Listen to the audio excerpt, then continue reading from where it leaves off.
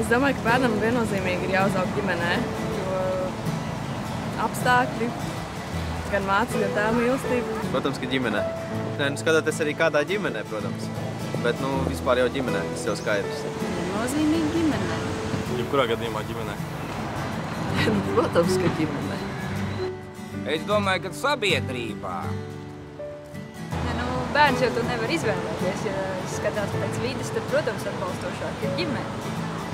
Nu, ģimenē, tāpēc man liekas, ka tā dabiska saite starp vecākiem bērniem ir ļoti svarīga. Bērnam noteikti labāk ir izaugt ģimenē, jo es pats audzis esmu, arī bērni aug ģimenē. Arī mani bērni aug, cerams, ģimenē. Protams, ka ģimenē. Noteikti, ka ģimenē. Ģimenē? Ģimenē, protams. Es domāju, ka labāk ģimenē, jo katram bērnam ir svarīgi, lai būtu tā mīlestība. Un tas ir arī ļoti svarīgi tāpēc, lai viņš pēc tam zinātu, kas ir ģimene un spētu viņu veidot. Jo viņam tad būs piemērs. Tā kā vecāki kaut vai viens no vecākiem vai kaut vai vecmāmiņa, bet tas ir labāk, kad ir tas ģimeniskums, jo tad zina, ko darīt.